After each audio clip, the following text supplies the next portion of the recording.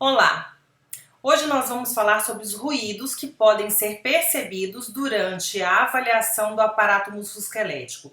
Às vezes o paciente faz o relato desse ruído e se preocupa com esse ruído e costuma perguntar ao fisioterapeuta do que se trata, se é importante, se é grave, qual que é o significado clínico disso.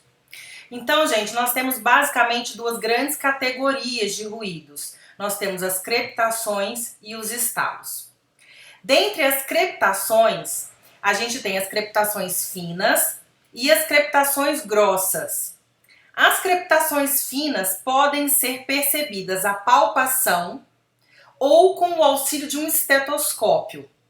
E elas podem ser ouvidas tanto em articulações sinoviais quanto em tenossinovites.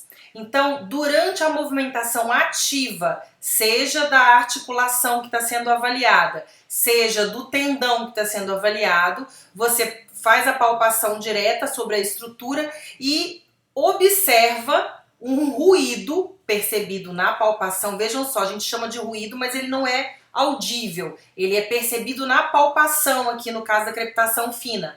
Então você percebe um ruído de deslocamento de líquido durante a movimentação ativa da articulação ou do tendão que você está avaliando, no caso de uma tenossinovite. Ou você pode fazer uso de um estetoscópio para fazer essa avaliação. Então você coloca o estetoscópio sobre o local que você está avaliando, seja um tendão, seja a articulação, e durante a movimentação ativa você observa esse deslocamento de líquido. A gente está falando aqui de uma quantidade de líquido acima do padrão fisiológico, porque dentro da articulação sinovial existe uma quantidade de líquido de espessura capilar, ou seja, é uma quantidade de líquido bem pequenininha, da espessura de um fio de cabelo, que é suficiente para favorecer o deslizamento entre as superfícies articulares e a redução do atrito. Quando você tem um acúmulo desse líquido por algum motivo, seja ele traumático ou por doenças inflamatórias e degenerativas ou até infecciosas, você tem um acúmulo de líquido a mais do que esse fisiológico, e isso gera a ocorrência desse ruído, que é a crepitação fina. Então a crepitação fina ela não é audível ou palpável, como queiram, em articulações saudáveis, com quantidade de líquido fisiológica. Você vai ter esse ruído apenas em articulações que estão com uma quantidade de líquido sinovial acima do padrão considerado normal, tá bom? Então a crepitação fina a gente vai ver com muita frequência em quadros inflamatórios, tá? E aí, gente, é interessante de fazer nota com isso, porque a crepitação fina também, ela só vai aparecer quando você tem uma quantidade de líquido menor. Então, vejam, é uma quantidade de líquido acima do padrão fisiológico, então tem mais líquido do que devia. Isso significa que você perdeu a pressão negativa da articulação. A articulação sinovial, ela tem que ter a pressão negativa para que ela trabalhe de maneira ótima. Quando você tem a crepitação fina, significa que você está com uma pressão positiva dentro da articulação e essa articulação, consequentemente, perdeu a pressão negativa e está com problemas de acoplagem, de arranjo, né, de estabilidade da articulação. Mas, quando você tem uma quantidade de líquido muito grande, você já não consegue perceber esse ruído. Os testes para detecção de quantidade de líquido para avaliar outros tipos de derrame articular, né, de maior magnitude, eu vou conversar com eles sobre eles em uma próxima oportunidade. Mas a crepitação fina, então, é um acúmulo de líquido acima do padrão fisiológico, porém é uma quantidade pequena de líquido, tá? Não é uma quantidade exorbitante de líquido, não. Sempre que há crepitação fina, você tem um problema de arranjo articular, porque como a gente falou na aula de mecanismos de estabilidade, perder a pressão negativa é sempre muito grave para a estabilidade da articulação e do segmento. Então, a gente nunca quer nenhuma quantidade de líquido excedente. Então, mesmo na crepitação fina, ele é um ruído que não é interessante de se ter, e sempre que você tem a presença desse ruído articular, você tem um problema de acoplagem na articulação. Então, para esse tipo de ruído, se o seu paciente está fazendo referência a esse ruído, de que ele põe a mão em cima do joelho, ele sente que tem um rangido lá dentro. Se você detectar durante o seu exame físico que esse rangido ao qual o paciente está fazendo referência é uma crepitação fina, então você tem um problema de acoplagem, tá? Já a crepitação grossa é uma ocorrência que diz respeito ao atrito ósseo. Então vou pedir para que vocês palpem a articulação acromioclavicular de vocês, coloquem o braço 90-90 e façam esse movimento. Então, se você observou aí um barulho croque, croque, croque, croque durante a movimentação, esse é um ruído característico de atrito ósseo. A gente chama isso tecnicamente de crepitação grossa. A crepitação grossa não é desejável. Então, eu não posso achar bonito ter uma crepitação grossa na minha articulação acromioclavicular. Tá? Mas não significa necessariamente que você vai ter problema nessa articulação. E aí eu quero que vocês prestem muita atenção nisso, porque a crepitação grossa, inclusive, é um dos critérios de diagnóstico da osteoartrite. Mas é um dos critérios. A crepitação grossa que aparece sozinha, isolada, ela não tem significado clínico a priori. Então não é porque eu tenho uma crepitação grossa na articulação acromioclavicular que necessariamente eu vou ter uma doença, uma disfunção qualquer no meu aparato musculoesquelético dessa articulação. Então eu posso ter, isso é um sinal de que há atrito, esse atrito ele não é desejável, né? E logicamente que se eu tiver uma condição de sobrecarga de movimentação dessa articulação que tem esse atrito, isso pode sim gerar lesões no futuro. Mas como eu falei para vocês, tudo depende. E nesse caso depende do uso inadequado ou do uso excessivo dessa articulação ou desse segmento. Então a crepitação sozinha, você tem uma crepitação na articulação patelofemoral. Isso sozinho não é sentença de doença ou de sintoma, mas é um sinal de alerta para quando o fisioterapeuta está fazendo a avaliação desse aparato musculoesquelético. Então existe um desarranjo do movimento ali, porque não é desejável, não é normal, não é fisiológico você ter uma crepitação. Se você tem, não é sentença de doença. Então não é porque você tem crepitação que automaticamente você pode falar, eu estou desenvolvendo uma artrite no meu ombro. Não, não necessariamente. Mas você pode vir a desenvolvê-la se houver excesso de movimentação ou uma movimentação inadequada. E lembrem-se que o excesso, ele é individual. Não existe um parâmetro normativo para o excesso. O excesso, para mim, pode ser uma quantidade muito insignificante para você. Então, não existe um padrão para esse excesso. O padrão do excesso é determinado pela capacidade do aparato musculoesquelético que está sendo submetido ao trauma, tá? Então, a crepitação grossa, ela é um sinal que pode ser utilizado dentro da constelação de sinais que determinam a osteoartrite, por exemplo. Tá? Então, o paciente com osteoartrite, ele necessariamente tem crepitação, mas ele tem outros sinais e sintomas também. Mas quando a crepitação ela vem isolada, então não há dor, não há edema, não há alteração de temperatura, não há disfunção de movimento, não há queixa de perda de capacidade, né, durante a movimentação ou execução de alguma tarefa, então a priori não tem uma relevância clínica. Mas se você está trabalhando preventivamente com o seu aparato musculoesquelético e percebe que você tem crepitação em determinadas articulações, é importante que você observe o que está acontecendo com a mecânica daquela articulação para que esteja sendo favorecido esse atrito ósseo que não era desejável, ok? Então, mais dúvidas sobre isso, a gente pode utilizar outros canais, tá bom? E agora eu vou falar um pouquinho para vocês sobre os estalos, tá? Ah, sim, perdão. A crepitação grossa, ela pode ser audível.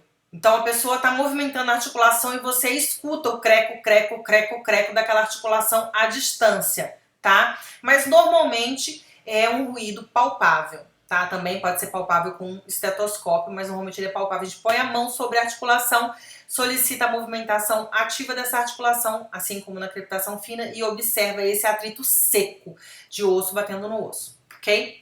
Então, gente, os estalos. Agora a gente tem aquele grande nó, né, que todo mundo pergunta.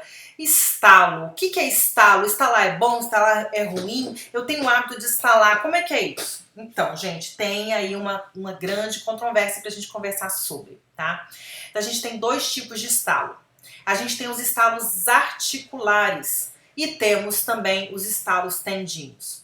E tem uma diferença marcante entre eles. Os estalos articulares, eles são produzidos em articulações quando você tem essa articulação sendo forçada além do limite anatômico e se formam bolhas de gás dentro dessa articulação. Essa bolha de gás, inclusive, ela é observável nos exames radiográficos. Então, se você estalar suas mãos e fizer uma radiografia, vai dar para ver as bolhas de gás que se formaram dentro das suas articulações, tá? Essas bolhas de gás, elas são reabsorvidas de 20 a 30 minutos após o estalo. Então, o estalo articular legítimo, ele não é reproduzível incessantemente. Então, se você estala a articulação várias vezes, cleco, cleco, cleco, cleco, cleco, cleco, isso não é um estalo articular, tá? Um estalo articular você produz o estalo, seja na movimentação, então eu fui me remexer na cadeira e estalou a minha coluna. E aí me remexi mais e não estalou mais. Então esse é um estalo articular. Então eu acordei de manhã e estalei a cervical, estalou. E aí eu faço de novo, não estala mais. Então esse é um estalo articular. O estalo articular, ele só pode ser reproduzido depois que aquela bolha de gás é absorvida novamente. E, gente, é muito importante que vocês prestem atenção nisso aqui. Porque, vejam só, a literatura sobre esse assunto é muito polêmica, tá? Tem pesquisas que falam que ocorre redução da força após o estalo ser realizado. E aí, eu vou lembrar vocês da fala do professor Diogo em uma das nossas aulas síncronas, onde ele disse que havia uma inibição muscular após a realização do estalo. Então, vejam, de acordo com os conteúdos que nós estudamos na aula de mecanismos de estabilidade articular, a formação dessa bolha de gás dentro da articulação também faz com que essa articulação perca a pressão negativa. Então, essa articulação vai ficar, durante esse período em que a bolha de gás ainda não foi reabsorvida, ela vai ficar com a pressão positiva. E isso não é interessante da perspectiva da estabilidade daquela articulação e daquele segmento.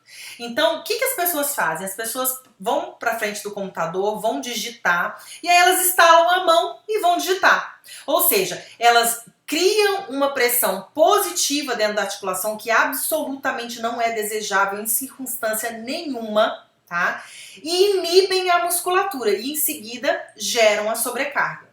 Então, da perspectiva mecânica, como fisioterapeuta, eu não posso achar nunca que isso é interessante, que isso é benéfico, que isso é bom, tá? Para articulação, porque isso vai de encontro a todos os nossos conhecimentos em relação à estabilidade articular e segmentar, tá? O que é fato? Essa inibição muscular, ela causa um relaxamento. Então, as pessoas muito ansiosas, elas costumam descontar no aparato musculoesquelético essa ansiedade e estalando as articulações, porque relaxa, dá aquela sensação de prazer momentâneo, que também se perde muito rapidamente, tá? Tem até relatos engraçados de um pesquisador que durante 60 anos estalou uma das suas mãos e não estalou a outra e depois observou que depois de 60 anos ele não desenvolveu artrite. Primeiro, que a artrite é uma doença completamente diferente de artrose, eu quero deixar isso muito claro, tá? Artrite, gente, não é uma doença que ocorre por trauma. Vejam só, deixa eu explicar isso. Você de um trauma, então se eu forçar a minha articulação a ser estalada com muita ignorância, eu posso gerar um quadro inflamatório agudo. Vai ser uma artrite traumática, tá? Mas a artrite como doença, aquela artrite que a gente conhece como doença crônica, ela não é traumática. Eu quero que vocês entendam muito bem a separação disso, tá? Então, se eu tenho uma artrite traumática, normalmente com muita frequência, o derramamento que eu tenho dentro da articulação não é nem de líquido sinovial, é de sangue, é uma hemartrose, porque houve um trauma naquela articulação, tá? Então, uma entorse de tornozelo muito grave, ela vai dar uma artrite traumática com hemartrose.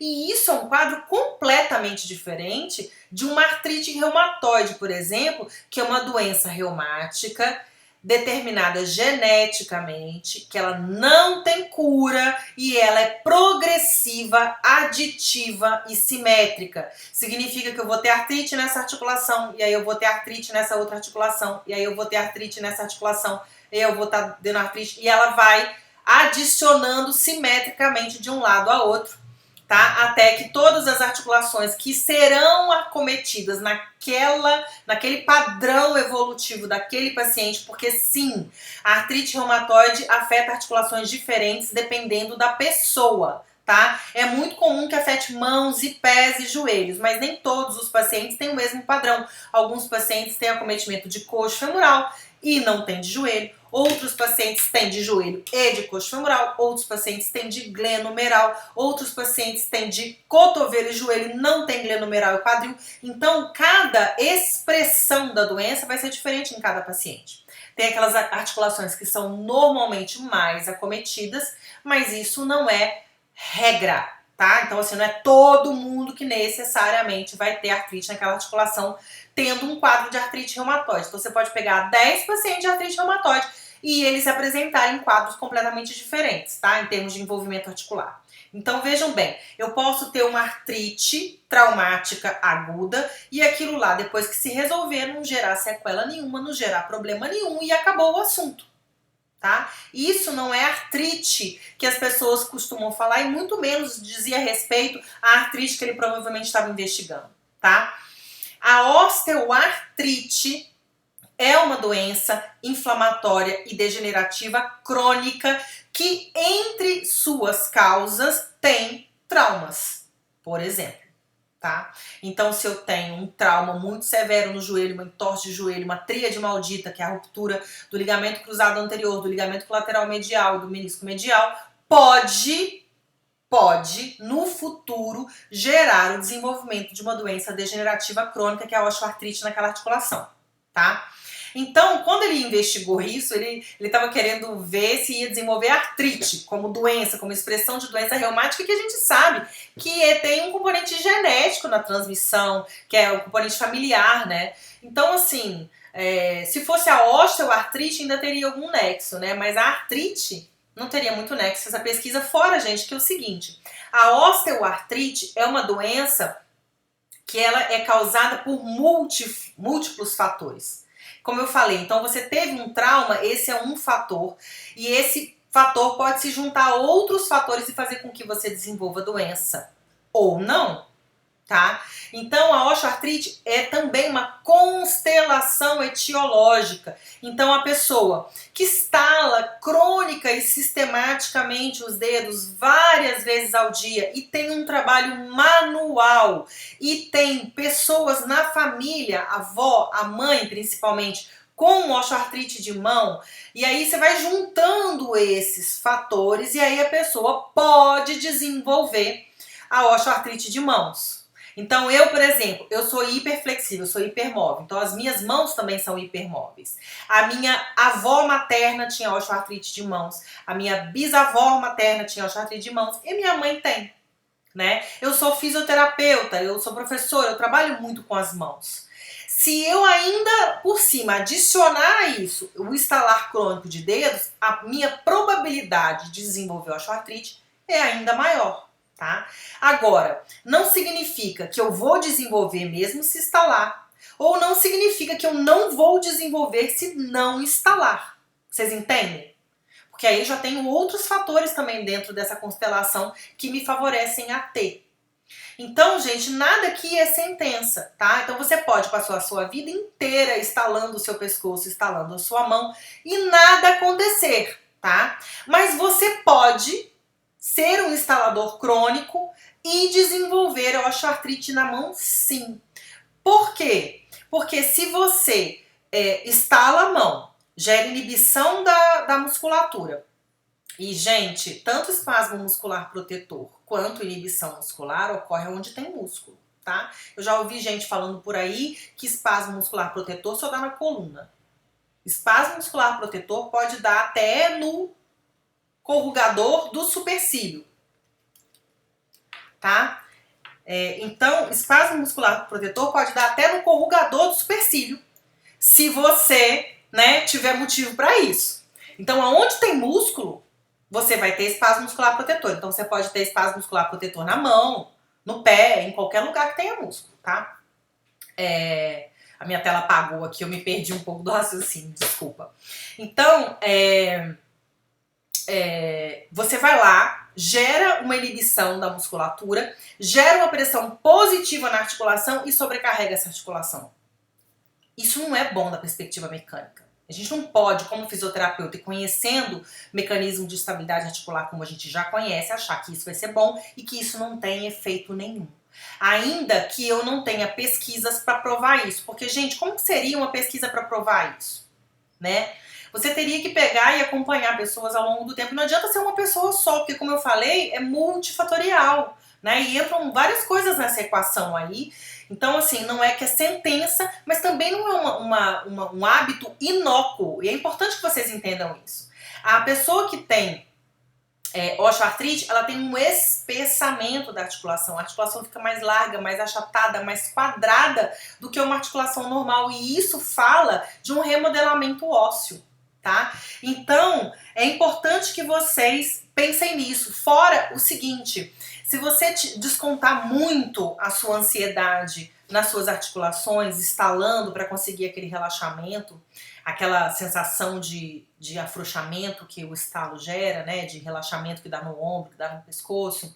Se você fizer isso com muita brutalidade, com mau jeito, você pode sim fazer uma lesão de ligamento, uma lesão de cápsula e ter uma sinovite aguda.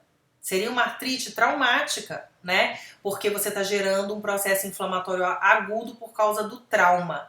E isso pode lacear as articulações, a cápsula, os ligamentos, as estruturas periarticulares e gerar consequências no futuro. A maneira como você estala também fala muito isso, né? Então, assim, se você tem mania de estalar uma articulação que só, né, o movimento prioritário é flexo-extensão, se você instala ela girando, a probabilidade de você fazer um trauma nessa articulação é muito maior do que se você instalar fletindo.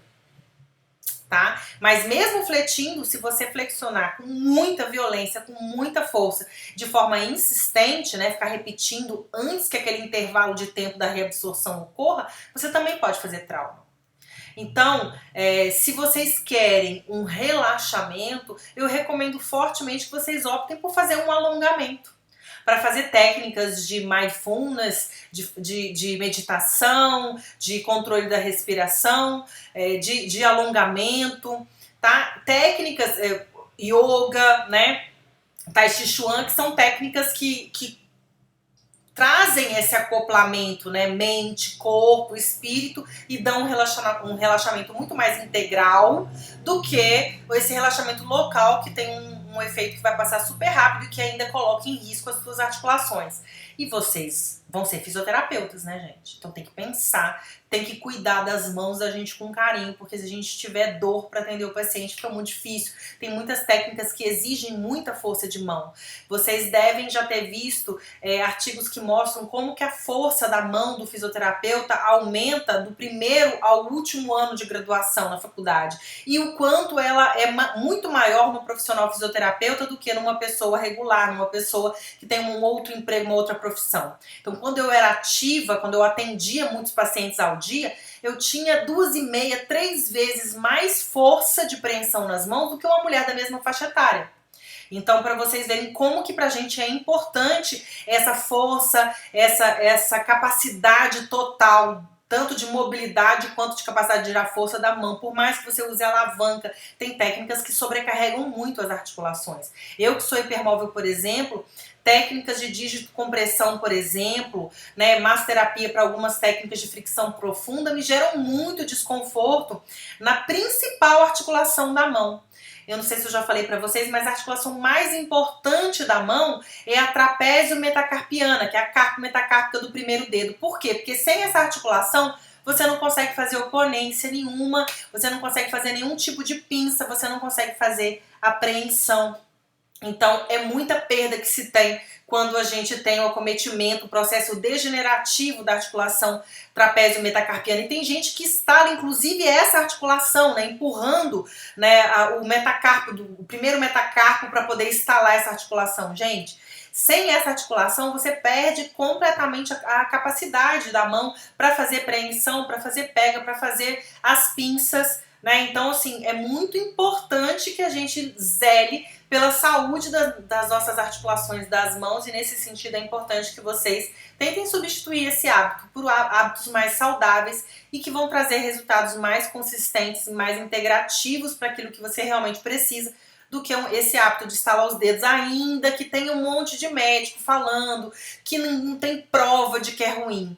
Gente, não tem prova de que é ruim, porque é aquilo que eu falei, né? Às vezes em pesquisa fica difícil de provar determinadas coisas, né? Agora, olha aí, se você tem um pai, um avô, um tio que é um instalador crônico, dá uma olhada nas mãos deles e observem a largura dessas articulações. Depois vocês me contem se as articulações deles não são mais largas, mais chatas, mais quadradas, né? Aquela articulação que na hora que vai passar a aliança, né? Para passar ali naquela articulação é difícil, e depois passa e fica folgado ali no final, porque a articulação já tem ali um espessamento, tá? Então, os estalos articulares, eles também podem, como eu falei, acontecer de forma espontânea. Então, às vezes, você não tem intenção de estalar a articulação, mas você vai fazer um determinado movimento e pá, dá um estalo articular, né? E isso nos fala de algum desarranjo dessa articulação. E aí vocês se lembrem que a osteopatia, que usa, né, que pode usar estalos articulares como técnicas terapêuticas para restaurar, né, a artrocinemática e, consequentemente, a osteocinemática, eles pedem que a gente não faça movimentos ou sobrecarga dessas articulações por 24 horas, né? Então tem essa questão aí em relação à inativação muscular, a articulação ficar meio frouxa, meio bamba ali após a manipulação, tá? E aí que eu vou aproveitar para falar o seguinte para vocês. A gente tenta, na maior parte dos casos, utilizar a evidência científica para embasar as nossas condutas, né? E eu recomendo fortemente que, ainda que vocês façam curso de osteopatia ou de quiropraxia, sendo que eu particularmente considero o osteopata um profissional muito mais gabaritado, porque a avaliação deles tem um grau de complexidade muito maior do que do quiropata. O quiropata, ele tem essa filia, assim, esse como se fosse um objetivo, o estalo, né, o barulho articular, e isso não é necessariamente, né, importante você ter que estalar a articulação para que ela tenha um alívio, um conforto, né? Porque o quiropata, ele não é tão bom de avaliação musculoesquelética quanto o osteopata é. Ele é muito mais integrativo, observa muito mais fácil, interação entre segmentos, então eu acho a osteopatia muito mais interessante. Mas ainda que você faça um curso de osteopatia, que você seja muito bom em manipulação, que você tenha feito todas as provas internacionais, que você tenha lá o título de DO, né, em osteopatia, as pesquisas mostram que a manipulação da coluna cervical com o estalo articular, ela não tem um resultado adicional em relação à melhora de sintoma de dor, de desconforto, de perda de mobilidade. Então ela não adiciona valor na intervenção comparativamente à técnica de energia muscular, de contrai e relaxa. Então a gente não utiliza, né, não recomenda a utilização da manipulação cervical. O que acontece aqui, que é importante que vocês tenham em mente? A manipulação, ela traz efeitos mais rápidos, mais imediatos, principalmente quando a pessoa está com dor, né? Mas se a pessoa está com dor demais, se você tentar manipular, pode ser que essa pessoa tenha um espasmo muscular protetor também. Então, os riscos associados à manipulação dessa região da cervical são reais, né? São factíveis. Inclusive, a gente tem histórico aí, não é tão frequente quanto as pessoas falam, né? Mas a gente tem histórico de lesão de artéria, inclusive, tá? Com acidente vascular encefálico hemorrágico, com técnicas de manipulação cervical. Então, se existe um risco, ainda que seja um risco baixo, um risco pequeno, um risco de 1% de você fazer um AVE hemorrágico no seu paciente, né? E isso não vai adicionar valor à sua terapia, por que você vai fazer? Né? Principalmente em pessoas mais idosas. E aí também entra, vou aproveitar e vou puxar a sardinha para a área da reumatologia, que foi a disciplina que eu dei durante 20 anos. O paciente de artrite reumatoide, ele nunca pode ser manipulado na cervical. E aí não se trata de você achar que você é bom, de você achar bom ou de você achar ruim, tá? Ou do paciente achar legal instalar ou não. Não pode. Por quê? Porque esse paciente tem muito acometimento de processo inflamatório das primeiras vértebras cervicais. E isso gera predisposição de fratura do processo odontoide. E a fratura do processo odontoide, gente, leva à morte súbita.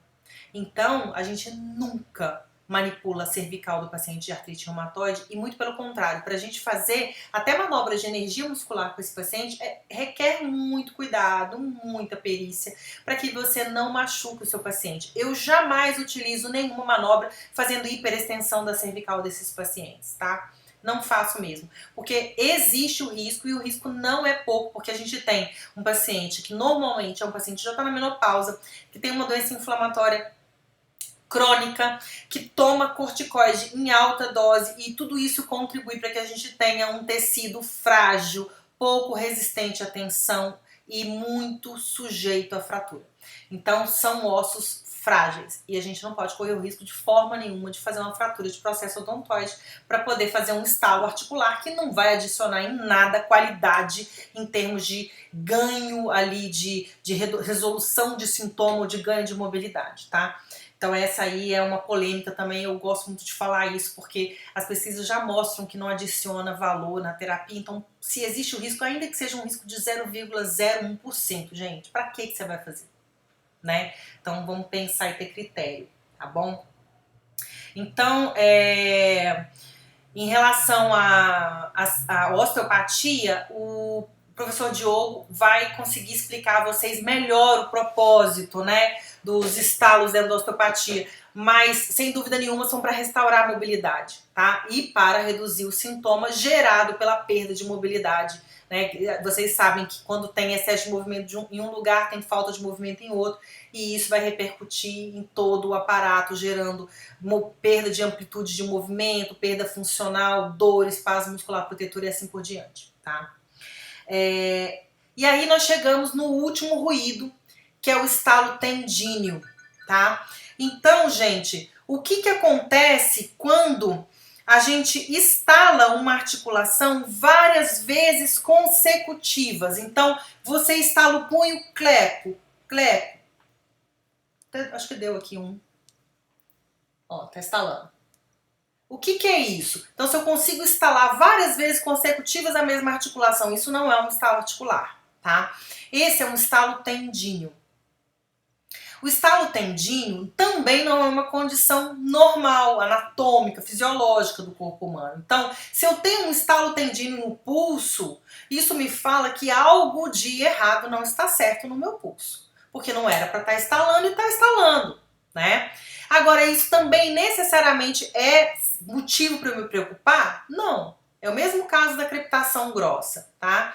Então, o que é o estalo tendíneo? O tendão tá mal posicionado, que ele está batendo no osso ali de alguma forma e gerando esse barulho de cleco, cleco, cleco, cleco, que vocês ficam reproduzindo sistematicamente. Tem gente que faz isso no tornozelo, tem gente que faz isso no joelho, tem gente que faz isso no ombro, na escápula, né? Os estalos tendíneos, eles podem estar associados a quadros de dor. Tem um quadro, um teste que a gente faz para as pessoas que têm síndrome de dor do trocânter maior, que antigamente esse diagnóstico a gente tinha o nome de bursite trocanteriana. Mas como os exames de imagem começaram a mostrar que nos quadros de bursite trocanteriana, o que o paciente tinha, na verdade, era uma tendinose, principalmente do músculo glúteo médio, e poucos pacientes tinham aumento de coleção de líquido na bursa do trocânter, que tem sobre o trocânter. Então eles trocaram o nome do diagnóstico de bursite trocanteriana para síndrome de dor trocânter maior. Por quê? A síndrome de dor trocânter maior pode ter coleção na bursa, mas sempre tem tendinose do glúteo médio, pode ter tendinose de outros tendões que se inserem ali acima e abaixo do trocânter maior do fêmur, pode ter dor, sobretudo na fáscia lata, no trato iliotibial e no músculo tensor da fáscia lata.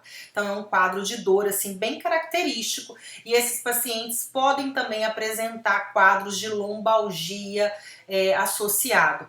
Por quê? Porque como dói para andar, esse paciente usa como estratégia de um padrão de movimento para fugir da flexo-extensão de coxa uma báscula em elevação ou uma inclinação lateral de tronco, e isso sobrecarrega os músculos que fazem esse movimento, que são o quadrado lombar e o adutor curto do mesmo lado e o glúteo médio do lado oposto. Então a gente pode ter síndrome miofascial nesses músculos, e aí isso vai parecer um quadro de lombalgia, de dor lombar, né? Mas é em função da alteração do padrão de movimento gerado pela cinesiofobia da síndrome de dor trocânter maior. Então, os pacientes de síndrome de dor trocânter maior, a gente tem um teste que a gente faz com eles, que é o teste do quadril estalante ou quadril saltador. Não é quadril do saltador, é quadril saltador, é o quadril que salta, tá? Então, esse é um teste onde você coloca o paciente em decúbito lateral, tá? É muito parecido com a posição de testagem do teste de Ober, tá? Só que o que você faz? Você vai estar posicionado atrás do paciente, lembrando que ele está em decúbito lateral, tá? Então o terapeuta vai estar atrás dele, o paciente em decúbito lateral, e aí a perna que está para cima, tá? Você vai pedir para ele manter uma abdução dessa perna, então afastar, né, a perna que está do solo, né? Afastar a que está em cima do solo e manter essa abdução, não precisa ser uma abdução grande, mas um pouco de abdução, e fazer flexo, extensão da coxa, tá? O joelho, normalmente a gente faz com o joelho fletido. Então, durante a execução dessa movimentação ativa, o fisioterapeuta vai estar palpando o trocânter maior. E aí, ele vai perceber a palpação, esse estalo sobre o trocânter do músculo tensor da face lata. Ele vai ficar teco, teco, teco, teco para lá e para cá, tá? Em alguns pacientes, você consegue ouvir esse estalo de longe, tá? Então, o paciente está lá fazendo o teste, então um pouco mantendo uma abdução do quadril, fazendo flexo extensão de coxa, e você de longe escuta esse estalo. O que acontece? Pessoas que têm muita rotação interna de coxa e não têm uma capacidade boa de rotador externo para, em abdução, manter a rotação externa, na hora que você faz a flexo-extensão e você tem uma rotação interna excessiva do fêmur, você tem uma anteriorização do trocânter maior. E aí, o que acontece? O tensor da face lata, que passa mais anteriormente a ele, vai estar em cima. Então, assim, o fêmur roda internamente, o músculo estava aqui, tá? No lugar dele. Aí ele vem aqui e passa para lá, tá? Então, ele estava lá no lugar dele. Se você tem uma rotação interna aumentada, aí o trocânter vai estar deslocado anteriormente e vai ficar debaixo do tensor da face lata. E na hora que você, mantendo a abdução, tenta fazer a flexo-extensão, o que acontece? O trocânter fica passando para lá e para cá do tensor da face lata, gerando esse estalo articular, tá? E isso dói no paciente que está com síndrome de dor trocânter maior. Não, né? Inclusive, esse atrito é o que causa a coleção líquida na bursa, tá? Então, esse teste mostra pra gente que tem um desarranjo na estabilidade dessa articulação durante o movimento. E isso prova para vocês que ter estalo não é normal, não é desejável, não é fisiológico, não é esperado de que uma articulação estale, nem estalo articular, nem estalo tendíneo, tá? Agora, eu tenho o quadril estalante positivo, meu teste de quadril estalante, suponhamos que ele seja positivo. Eu vou ter síndrome de dor trocânter maior? Não necessariamente. Eu posso ter. Sobretudo se eu cismar amanhã, eu quero caminhar, eu quero correr. Calcei o tênis e fui pra rua. eu posso desenvolver uma síndrome do trocânter maior, porque eu tenho um desarranjo na minha articulação coxofemoral, onde ela está fora do padrão fisiológico, ela está excessivamente rodada internamente, e isso, em termos de ajustamento articular, em outro vídeo a gente vai falar o que está acontecendo com o quadril para você ter esse aumento de rotação interna de coxa, e tô fazendo movimentos e isso está gerando atrito. Né? E não é só uma questão do atrito também do tensor da fascia lata sobre a búlsara trocanteriana, mas também o estresse da musculatura rotadora externa e abdutora nessa posição. Porque todos os tendões que se inserem no trocânter maior, eles estão em atividade excêntrica, extremamente distendidos, né? E essa distensão desses tecidos, sendo utilizada para freio excêntrico, pode gerar, né, microlesões nesses tendões e, consequentemente, você ter um quadro inflamatório e degenerativo crônico desses tendões, tá? Então, eu acredito que eu falei sobre todos os ruídos articulares ou não articulares, né, que a gente pode encontrar no paciente durante o exame musculoesquelético. E mais dúvidas a esse respeito, vocês podem utilizar o canal do Telegram ou a gente pode utilizar o momento síncrono para isso, tá certo? Então, até a próxima. Tchau, tchau.